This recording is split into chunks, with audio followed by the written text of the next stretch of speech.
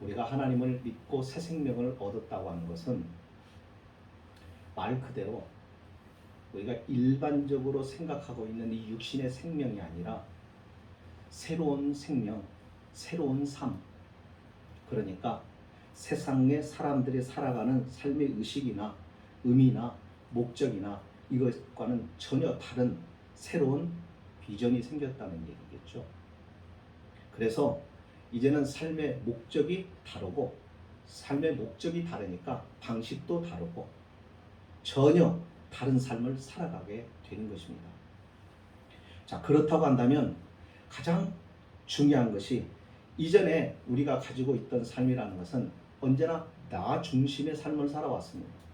하지만 이제는 내 중심에서 이 중심이 변해서 바뀌어서 중심이 이동을 하게 되는데, 이것은 하나님께로 이동하여 하나님 중심으로 살아가는 것을 말합니다. 하나님 중심으로 산다는 것은 하나님의 주신 말씀에 따라 그 말씀을 기준으로 살아간다는 이야기입니다. 그러니까 완전히 달라지는 삶을 말합니다. 이제는 내 중심이 아니라 이제는 우리의 삶의 중심이 하나님이 되어서 하나님과의 관계 속에서 우리는 경건을 유지하고 살아가야 되는 것이죠. 내 마음과 뜻을 중시하지 아니하고 하나님, 이제 그분이 내게 영원한 생명을 주셨고 영원한 나라를 주셨고, 이제부터 나의 삶이 세상에 속한 자가 아니라 하나님께 속한 자로 살게 하셨으니 이제는 삶의 방식도 모든 것들이 하나님께로 맞춰져야 되는 것입니다. 그래서 우리에게 있어서 정말 중요한 것은 경건입니다. 경건이 무너지면 우리의 모든 방향이 틀어집니다. 경건이 무너지면 우리는 목적도 희미해집니다. 그래서 엉뚱한 방향으로 가게 됩니다. 이 경건이 하나님을 향한 경건이고, 정말 하나님과의 바른 관계 속에서 이루어진 경건이라고 한다면 자연적으로 나타나는 현상이 뭐냐면 우리 이웃과의 관계입니다. 거기에서 하나님께 속한 자라고 하는 것들이 증명되어야 된다고 지난 주일에 말씀을 드렸습니다. 이것이 이웃에 대한 봉사와 헌신으로 나타나는데, 그것이 주님을 향한 사랑이 바탕이 되어서 나타나는 것. 그래서 새 생명을 얻은 구원받은 하나님의 사람들은 하나님께 대한 신앙적 의무와 책임을 다할 뿐만 아니라 이웃과의 관계에 있어서도 우리가 하나님의 사람의 아름답고 성숙한 모습을 나타내야 되는 것입니다. 자, 그 과정에서 우리가 그 믿음을 따라 변화된 삶을 살고 새 생명을 주신 하나님의 뜻대로 살아가는 삶이 만만치가 않습니다. 참 힘듭니다. 살아가는 우리의 주변에 있는 사람들과 목적도 방법도 모든 것이 다르다 보니까는 자꾸 부딪힐 수밖에 없고, 또 그 사람들이 우리를 이상하게 볼 수밖에 없고, 그래서 살아가는 일들이 불편합니다. 뿐만이 아닙니다. 마귀는 가만히 있나요? 그렇지 않죠. 끊임없이 우리를 향하여 도전해 오죠. 하나님을 향한 우리의 마음이 흩어지기를 바라는 마음, 우리가 하나님께 가까이 가지 못하도록 방해하는 이 방해가 숨 쉴 수 없을 만큼 계속해서 도전해 옵니다. 자, 그런 과정에서 우리는 몸도 마음도 지칠 수가 있다는 얘기입니다. 시련이 오고 유혹이 찾아오고, 그래서 시련과 유혹에 직면하다 보면은 힘겹죠. 그런데 이것을 이겨내야 되고 그것을 인내해야 되는데, 그 인내하고 이겨내는 일에 결정적인 역할을 누가 하시느냐면 우리 주님께서 하시는 겁니다. 그래서 주님께 가까이 가야, 주님께 가까이 붙어 있어야, 주님과 함께 있어야, 그래야 인내할 수 있게 되고, 그 인내를 온전히 이루고 온전히 이루어지면 결국 믿음의 인내로 승리하게 되는 것입니다. 이것이 성도가 세상을 살아가는 삶의 모습입니다. 그러니까 성도는 싸우는 삶이에요. 전쟁입니다. 치열한 전투이죠. 사실상 우리는 평화주의자가 아닙니다. 여러분, 평화주의자는 모든 것과의 평화입니다. 우리는 모든 것과의 평화가 아닙니다. 비진리와는 평할 수가 없는 거예요. 진리와 함께 할 수. 그러니까 당연히 우리는 어쩔 수 없어요. 싸워야 되는 겁니다. 우리의 몸도 건강을 지키려고 하면 우리의 몸에 하나님이 면역력을 주셨다고요. 왜 주셨어요? 병균과 싸워서 건강을 지켜나가라. 선물입니다. 우리가 믿음을 가졌다는 것은 예수 그리스도 안에서 우리가 바로 이 면역력을, 영적인 면역력을 가졌다는 거거든요. 왜 주셨어요? 싸우라고요. 싸워서 지켜내라고요. 이겨내라고요. 믿음을 보존해 가라고요. 그만큼 우리에게도 하나님께서 그 능력을 주신 것입니다. 그러니까 믿음의 면역력을 활용을 하셔야 되는 거죠. 이것이 성도의 삶이라는 겁니다. 그러니까 싸움이 없고 영적인 이 싸움이 없는 삶은 믿음의 생활이 아닙니다. 성도의 삶이 아닙니다. 그 길을 아무리 열심히 가도 소용이 없습니다. 의미가 없습니다. 하나님 앞에서 아무런 가치가 없는 것입니다.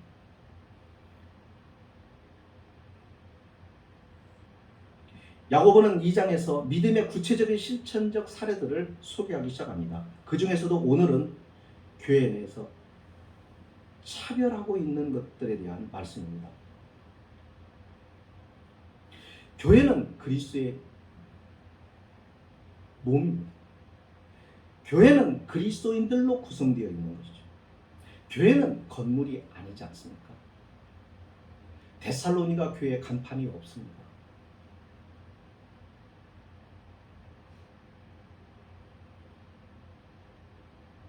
간판이 있는 게 교회가 아니라 예수 그리스도를 주로 믿고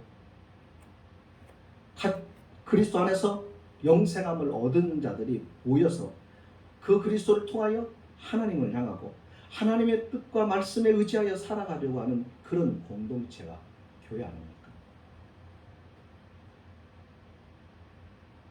그러니까 교인들이 모여있는 구성체가 바로 교회가 되겠죠. 그리스도의 몸이라고도 말하고 이 교회는 이 세상에 있는 주님의 백성을 말합니다. 그러니까 교회는 하나님의 통치를 받으면서 동시에 세상과 가장 밀착되어 있는 공동체죠. 그래서 이 교회를 통해서 하나님 나라, 하나님의 백성으로 살아가는 사람들이 이 교회를 통하여 그 하나님의 나라의 복음이 전해지기도 합니다. 그래서 교회는 굉장히 중요한 역할을 하는 것이죠. 이 세상과 만나는 가장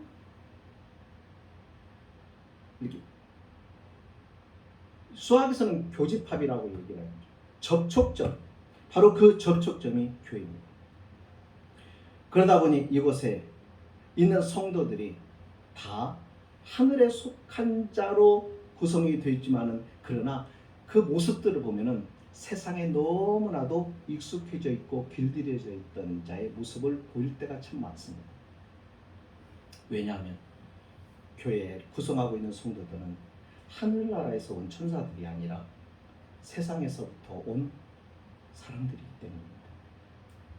그러니까 교회 안에서 천사를 찾으시면 안 됩니다만 그러나 성도들은 죄가 없는 하나님의 거룩함을 사모하며 날마다 그 안에 변화가 일어나야 되는 것이 교회입니다.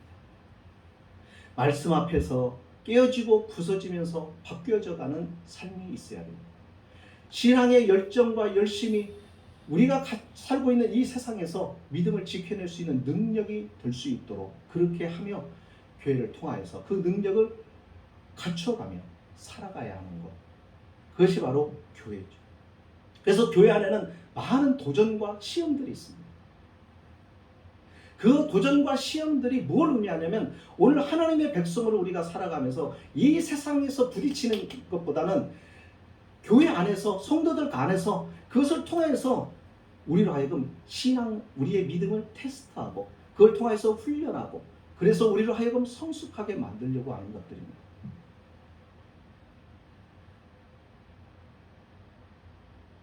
그 가운데 차별이라는 것이 있죠.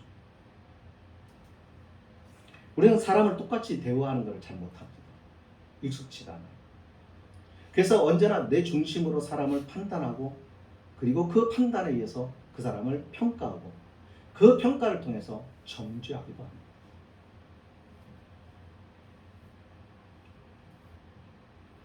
그래서 야고보는 교회 안에서 시급하게 이루어져야 되는 것.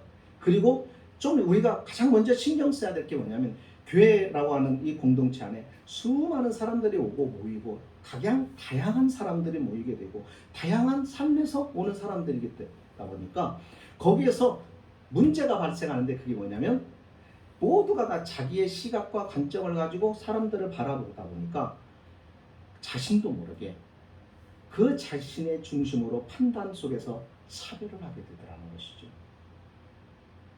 이것이 우리가 싸워내야 되고 이것을 극복해야 되는 것이라는 겁니다.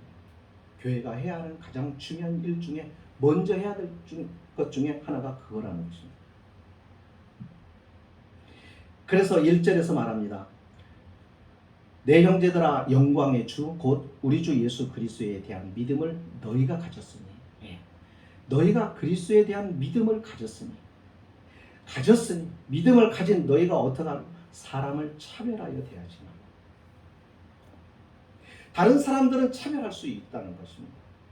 그러나 믿음을 가진 그리스도를 믿는 그 믿음을 가진 너희는 차별하면 안 된다는 것입니다.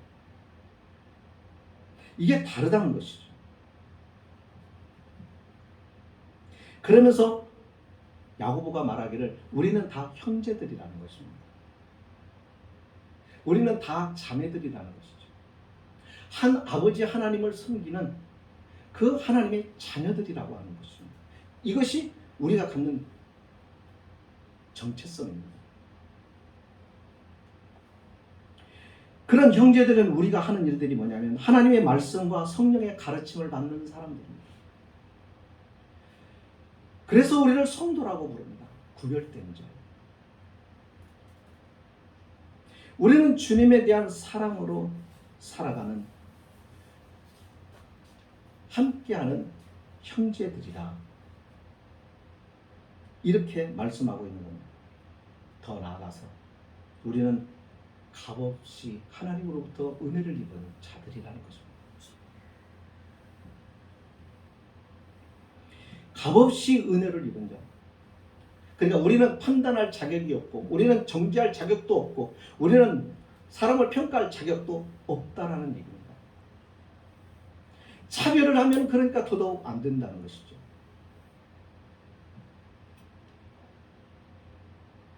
예수님의 보혈로 구원받은 그래서 하나님의 자녀로 입양되었던 것이죠. 선천적으로 우리가 의로운 자가 아니라는 것입니다. 선천적으로 우리는 하나님의 자녀였던 것이 아니었습니다. 우리는 저주와 심판 가운데 영원히 불못에 던져질 자. 있는 자나 없는 자나 배운 자나 못 배운 자나 모든 인생과 삶이 그와 같은 상태에서 은혜로 값없이 거저 하나님의 자녀로 입양되었다는 것입니다. 그러니까 우리끼리 누가 낫다 그렇다 할 수가 없는 같은 처지요 형편이라는 것입니다. 그런데 이게 안 되는 것입니다. 신앙생활은 비전도 있고 이상도 있고 뭐 꿈도 있고 하지만 정말 중요한 게 그것만 있으면 신비주의에 빠집니다. 그건 기독교 신앙이 아니에요.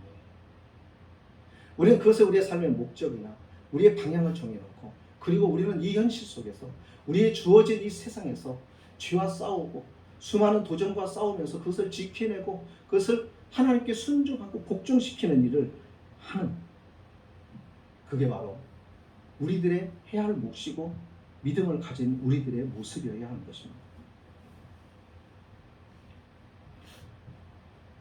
그런 우리가 함께 세워져 가고 그리고 주님 앞에 서야 하고 바뀌어져 가고 변화되어야 될 우리가 차별한다는 것은 어떤 의미일까요? 우리 안에 다 저울 하나씩을 가지고 그 저울에 따라서 그 사람의 가치나 공로를 측정하는 것입니다. 그리고 그 사람을 판단하고 그 판단에 의해 대우하려고 하는 차별하는 자. 그 차별하는 자는 교회 구성원들을 상대적으로 질과 가치를 달아보는 것이죠. 그러면 그 모습이 마치 재판하는 사람과 같습니다. 우리는 재판장으로 하나님이 세워준 적이 없습니다. 우리는 누구를 판단하라고 세워준 적이 없습니다. 주님은 사랑하라고 했습니다. 서로가 다 부족함이 있고 연약함이 있고 허물이 있고 하다는 것입니다. 재판장의 자리에 있으니까 우월감을 갖게 되는 것입니다. 나도 모르게. 그래서 판단하고 정죄하고 그리고 차별하고. 참 그리스도인은 이것을 깨달은 사람입니다. 값없이 은혜로 내가 구원받은 자라는 것. 그러므로 내 자신이 다른 성도보다 더 잘났거나 더 중요하다라고 생각지 않는 사람. 바로 그 사람이 정말 참 그리스도인이라는 것이죠. 근데 문제는 야고보가 지적하려고 하는 건 그겁니다. 이것이 교회 안에 있다는 것입니다. 악한 생각에서 나온 차별이 주님이 보혈로 세워진 교회 안에 일어나고 있다는 점. 그것으로 인해서 성도들 사이에 교제가 상처를 입게 됩니다. 아픔을 겪게 됩니다. 그걸로 인하여 분열이 생깁니다. 이런 부분들을 교회들이 극복을 해야 됩니다. 만약에 이것이 그냥 두면은 어떤 일이냐면 세상의 모임과 교회의 공동체와 다른 점이 없습니다. 전에도 말씀을 드렸지만 믿음이라고 하는 매력이 있어야 되고 믿음을 가진 성도들이 모여있는 교회라고 하는 공동체를 이뤘으면 교회만의 매력이 있어야 되는데 그 교회의 매력, 세상이 갖지 못하였고 세상은 가질 수 없는 그 매력이라는 것이 뭐예요? 이런 거죠. 이런 것들을 극복해내는 것이죠. 그러니까 교회 안에 이와 같은 일들이 있으면 이것을 굉장히 문제의식을 가지고 우리가 이것을 극복해야 되는데 이것은 극복하는 방법이요. 모든 성도가 하나님 앞에 경건으로 주님 앞에 서는 것밖에는 방법이 없습니다. 그래서 교회가 강조하는 게 뭐예요? 다른 방법을 가르쳐 주는 게 아닙니다. 방법은 유일한 것 딱 이겁니다. 주님과 가까워지는 것밖에는 방법이 없습니다. 그래서 교회가 해야 할 일들은 다른 것이 아니라 바로 주님과 가까워지는 것, 주님과 가까워지도록 하는 일에 힘쓰게 하는 것, 그거밖에는 없는 것이죠. 세상의 수많은 방법들이 하나가 되고 연합을 이루려고 하지만 보십시오. 온전한 연합이 안 됩니다. 정치인들이 한 목적을 가지고 모이지만 그게 얼마 가지 않아서 이익에 따라 이권에 따라서 갈기갈기 찢어지면서 파벌이 형성이 되고 나눠지고 하나가 안 됩니다. 세상은 할 수 없는 것입니다. 세상의 어떤 공동체도 할 수 없는 것입니다. 오직 교회만 할 수 있는 것입니다. 그것은 주님 때문에 가능한 거예요.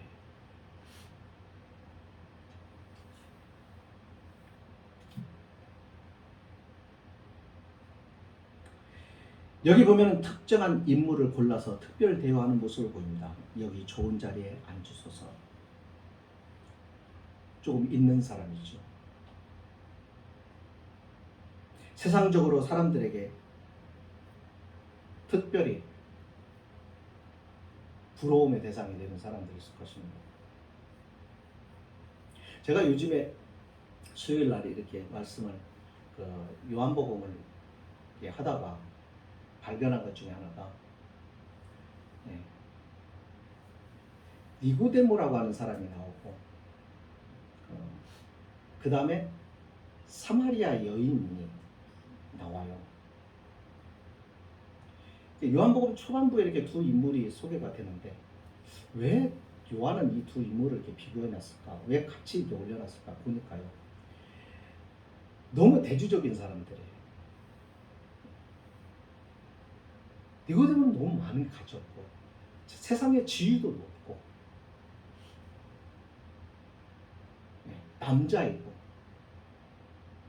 많은 것을 가지고 거의 완벽하게 모든 것을 갖추고 있다라고 생각하는 사람이고, 사마리아에 이방 사람이에요. 여자예요.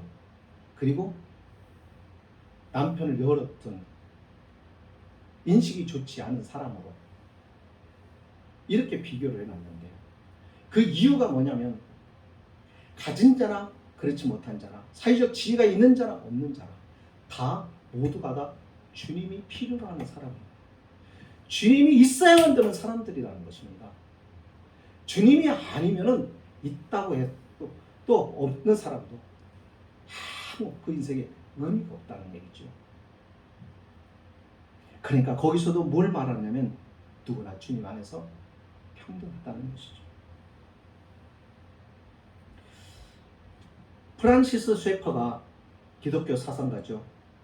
이런 얘기를 합니다. 접대 사상이 오늘날 교회를 타락시키고 있습니다. 세상적인 사고방식에 젖어들면 교회는 그리스도를 섬기지 못합니다. 교인들의 세속적인 관심을 교회가 충족시키기 시작할 때 그리스도에 대한 봉사는 사라지고 마는 법입니다.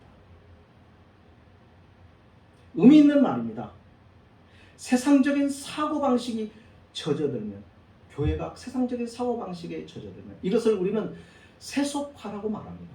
교회가 말씀이 아니라 하나님이 아니라 경건이 아니라 세상적인 풍습과 세상적인 관습이 교회 안에 들어와서 그것이 정착하는 세속화. 그렇게 젖어들면 교회는 그리스도를 섬기지 못한다는 것입니다.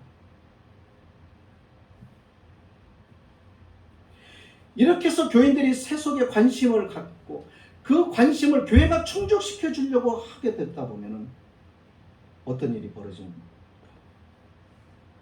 그리스도에 대한 봉사가 교회에서는 사라지고 만다는 것이죠. 다시 말하면 교회가 초점을 잃고 주님께로 나가지를 못하고 다른 것을 바라보게 된다는 것입니다. 여러분, 믿음이 성숙하다는 것은 뭘 말할까? 여러분, 믿음이 성숙하면 어떻게 돼야 될까요? 희생하는 것 아니겠습니까? 성숙한 사람의 모습이 희생, 헌신 아닙니까? 믿음이 성숙하다는 것은 주님을 위해서 희생하는 것을 말합니다. 그러니까 희생이 없고 주님 앞에 헌신이 없고 주님 앞에 충성이 없으면 그것은 성숙한 믿음의 사람이 아닌 것입니다. 나는 어떤 부분에 있어서 주님께 헌신하는가? 우리는 그걸 생각해야 됩니다. 내게 헌신이 없다는 것. 그러니까 하나님이 내게 주신 시간이든 물질이든 재능이든 그 어떤 것이라도 주님을 위해서, 주님이 기뻐하시는 일을 위해서 내놓을 수 있는 것. 시간도 주님 앞에 내놓을 수 있는 것. 여러분, 경건의 시간을 갖는 게 쉽지가 않습니다. 요즘 바쁘죠. 굉장히 바쁜 시대에 살아갑니다. 정신없이 이렇게 살아가는데 그 바쁜 속에서 시간을 주님께 구별하여 내는 것. 그래서 주님과 함께하는 시간을 만들어내는 것. 그것이 필요한 것입니다. 그것 없이는 절대로 믿음이 자라는 것이 아닙니다. 그것 없는 사람은 교회에 여러 가지 열심을 내는지 모르지만 사실은 그 믿음은 헌신적인 믿음이 아니고 진정한 믿음이 아닌 거예요.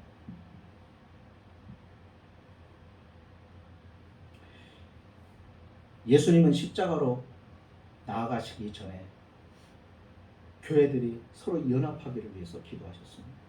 그러니까 우리는 함께 해야 됩니다. 부자나 가난한 자나 함께 할 수 있어야 됩니다. 교회는 계급이 없는 곳입니다. 직분은 계급이 아닙니다. 역할에 따르는 일을 하라고 만들어 놓으신 것이죠.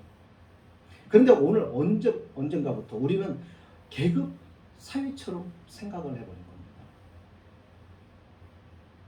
많은 성도들을 통해서 물어보거나 이야기를 해보면 계급으로 이해하고 있는 분들이 거의 대부분.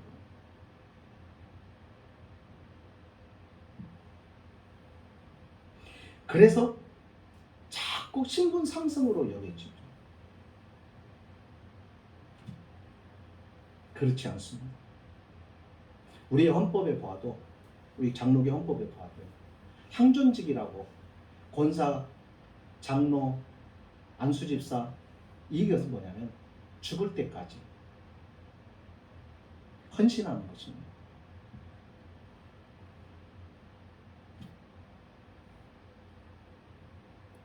교회는 그리스도의 십자가 은혜로 세워진 주님의 지체입니다.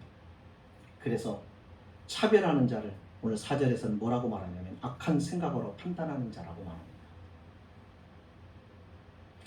우리가 만일 사람을 평가할 때 은혜로운 자보다 교회 안에서 돈 있는 자 더 낮게 보거나 겸손보다는 명성을 더 높게 여겨준다면 여러분 부패한 재판관과 뭔 차이가 있습니까? 교회 안에서 정말 우리가 인정하고 우리가 존경해야 된다고 한다면 경건한 사람입니다. 하나님 앞에 주님의 성품을 닮은 사람입니다. 겸손하여 배려할 줄 아는 사람입니다. 우리는 그런 사람들에서 관심과 그런 사람에서 존경을 가져야 돼요. 존경이 필요 없다는 게 아니에요. 있어야 됩니다. 권위가 필요합니다. 그러나 권위주의가 되어서는 안 됩니다. 권위주의는 스스로 자신의 권위를 세우려고 하는 것이고, 권위는 다른 사람들에 의해서 세워지는 것이죠.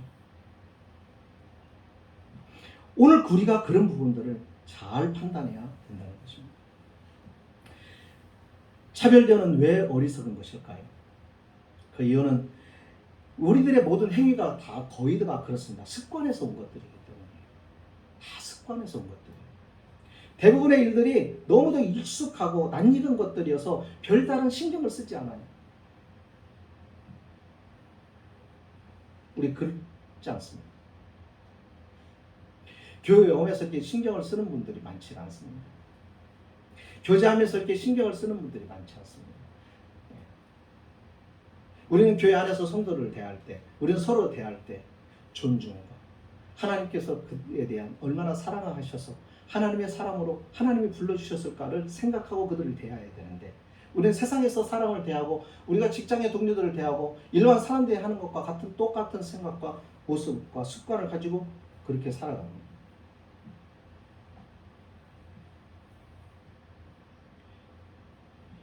그렇다고 해서 날마다 습관적으로 하는 일들이 중요하지 않다는 것은 아닙니다. 중요한 것들도 있습니다. 근데 거기에서 우리가 해야 될 것들이 뭐냐면 점검입니다. 그리고 우리가 외출을 할 때 나가다가 습관적으로 자꾸 그럴 때가 있죠. 가스 잠궜나? 현관은 내가 좀 잠궜나?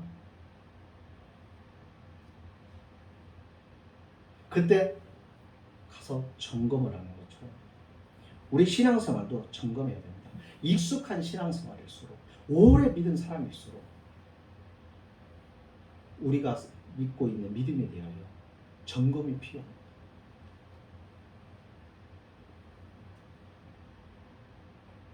하나님의 말씀에 비추어서 우리가 당연시하는 습관적인 종교활동, 재점검이 필요하다는 것이죠. 이것을 어디서 합니까? 하나님 앞에서죠. 5절에 보면은 그런 말씀이 나옵니다. 하나님이 가난한 자들을 택하셨다고 말합니다. 실제로 그렇습니다. 우리가 교회에서든 우리가 믿음의 사람들을 이렇게 보면요, 다 세상적으로 얼뜬한 사람들이 별로 없습니다. 돈도 마찬가지고, 지위도 그렇고, 재능도 그렇고, 교회 안에는 지극히 평범하거나 아니면 부족하거나 그런 사람들이 거의 대부분입니다.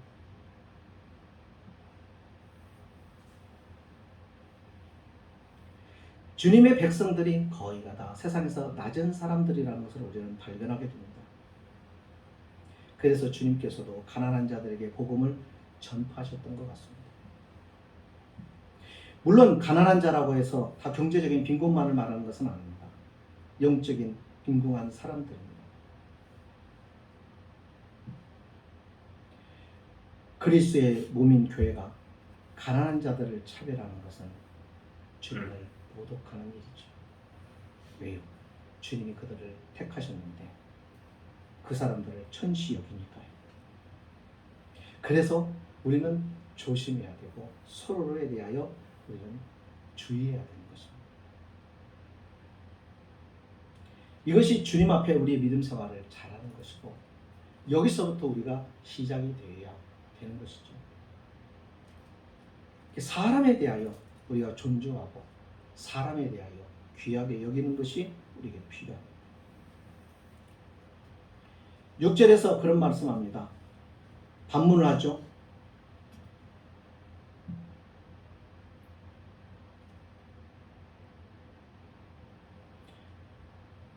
너희는 도리어 가난한 자를 업신여겼도다. 부자는 너희를 억압하며 법정으로 끌고 가지 아니하느냐. 우리가 살아가면서 피해를 보는 사람이 가난한 자들로부터 힘없는 사람들로부터 상처받고 그런 일이 없습니다. 우리에게 상처를 주거나 우리에게 아픔을 주거나 우리에게 궁지를 몰리게 하는 사람들이 대부분 누구냐면 부자요, 가진 자이겠죠. 그런데도 불구하고 우리들의 마음에는 어떤 게 있다고요? 부자에 대하여 높이고 가난한 자를 무시하려고 하는 경향이 있다는 것입니다.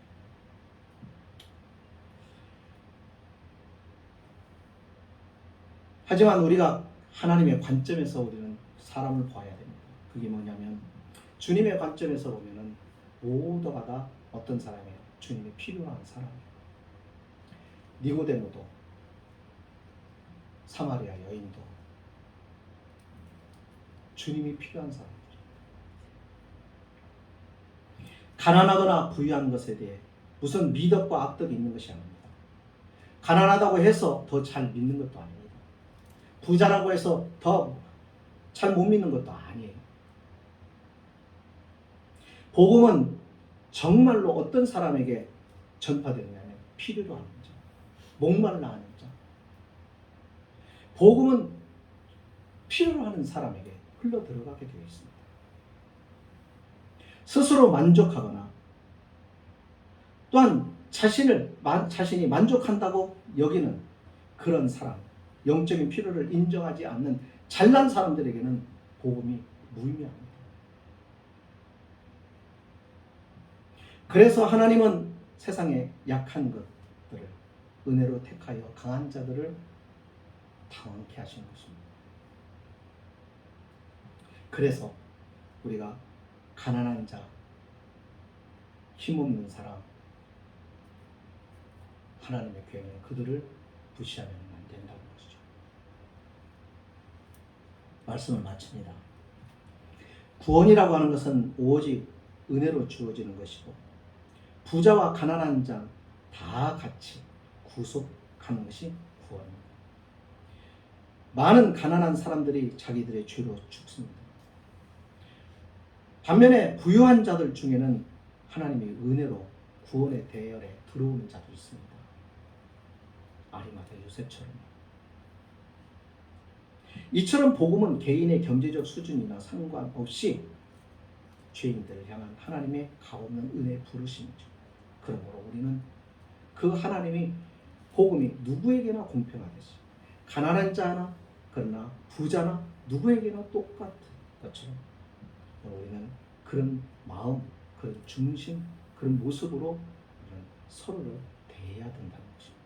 아멘. 이것이 우리에게 굉장히 중요한 의미를 주는 것이 그래야만이 누구든 교회 안에서 하나님의 사랑을 느끼고 주님의 그 포근한 은혜를 느낄 수 있기 때문이죠. 교회가 그런 것 같습니다. 오늘 우리의 마음이 어떤 모습으로 준비되느냐에 따라서 하나님이 우리가 섬길 영혼을 담아주시는 것 아닌가. 우리가 교회가 비록 작아도 어떤 마음과 어떠한 모습으로 신앙의 성숙한 모습으로 하나님 앞에 준비되어 있느냐에 따라 하나님이 이 교회에 하나님께서 다른 영혼들로 채워주시지 않을까. 그런 기대와 그런 믿음으로 우리가 주님의 교회를 섬기고 기도하고 하나님의 교회를 섬겨나갔으면 좋겠습니다. 기도하십니다. 거룩하신 하나님 감사